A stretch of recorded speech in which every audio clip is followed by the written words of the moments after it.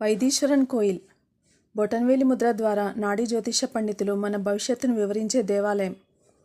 వైదీశ్వరుని కోవెలకు కుమారస్వామి ప్రాణప్రతిష్ఠ చేశాడు. అంగారకుడు కుమారస్వామికి దైవప్రసాదితమైన కుమారుడు. పూర్వజన్మ పాపఫలంతో కుష్ఠవ్యాధి సోకిన అంగారకుడు తన వ్యాధిని తగ్గించమని కుమారస్వామిని వేడుకున్నాడు. కానీ కుమారస్వామి ఇంకా ఇతర దేవతలు అంగారకుడి వ్యాధిని నయం చేయడానికి తమ అశక్తతను తెలియజేశారు. చివరకు అంగారకుడు తన తాతగారైన పరమశివుడిని ప్రార్థించాడు. కానీ శివుడు తాను లయకారుడిని మాత్రమే వివరించాడు. తర్వాత వినాయకుడి సూచన మేరకు అంగారకుడు శివుడి కోసం ఘోరమైన తపస్సు చేశాడు. ఆ తపస్సుకు మెచ్చిన శివుడు వైద్యుడిగా ప్రత్యక్షమయ్యాడు. అంగారకుడికి వచ్చిన కుష్ఠవ్యాధి మాయమైపోయింది. శివుడు వైద్యుడిగా అవతారం ఎత్తాడు కాబట్టి వైదీశ్వరునిగా పేరు వచ్చింది. బెల్లం నీరు అంగారకుడికి ఇష్టమైన పదార్థం. అందుకే వైదీశ్వరుని దేవాలయం వద్ద కోనేటిలో స్నానం చేసిన తర్వాత భక్తులు అందులో బెల్లం కలుపుతారు. ఇక్కడ చెప్పే నాడీ జ్యోతిష్యం దైవలిపి అయిన ద్రవిడ భాషలో రాయబడి ఉంటుంది. మనుషుల బొటనవేలి ముద్రలో 108 రకాలని సైన్స్ నిర్ధారించింది. కానీ కొన్ని వేల సంవత్సరాల క్రితమే మన భారతీయ నాడీ శాస్త్రం ఆ సంగతి ధృవీకరించింది.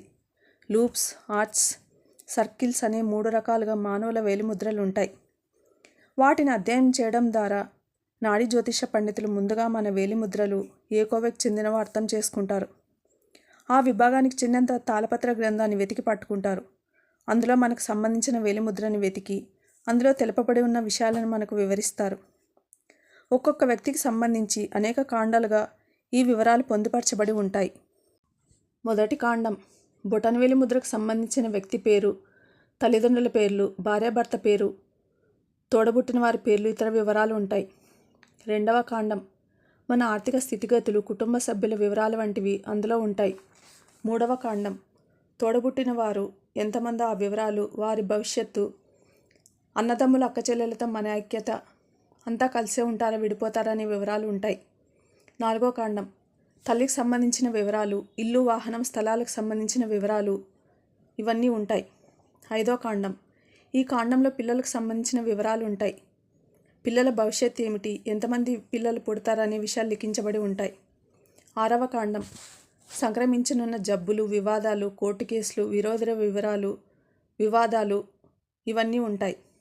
ఏడవ కాండం వివాహానికి సంబంధించిన వివరాలు తెలిపే కాండం ఇది. వివాహం, వివాహ సమయం, పెళ్ళికొడుకు పెళ్ళికూతురు వివరాలు, భవిష్యత్తు ఉంటాయి. ఎనిమిదవ కాండం ఎంతకాలం జీవిస్తాం, ప్రమాదాలు జరిగే అవకాశాలు ఉన్నాయా, మరణించే స్థలం, మరణించే నాటికి మన వయసు, మరణించే సమయం, అన్ని వివరాలు ఇందులో ఉంటాయి. తొమ్మిదవ కాండం తండ్రి భవిష్యత్తు, అదృష్టం, గుడులు, గోపురాల సందర్శన వివరాలు పొందుపరచబడి ఉంటాయి.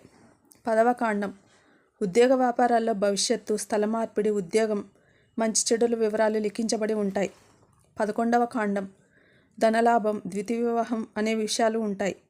12వ కాండం డబ్బు ఎలా వ్యయం అవుతుంది, విదేశీ పర్యటన, మరుజన్మ, మోక్షం ఉందా లేదా అనే వివరాలు ఉంటాయి.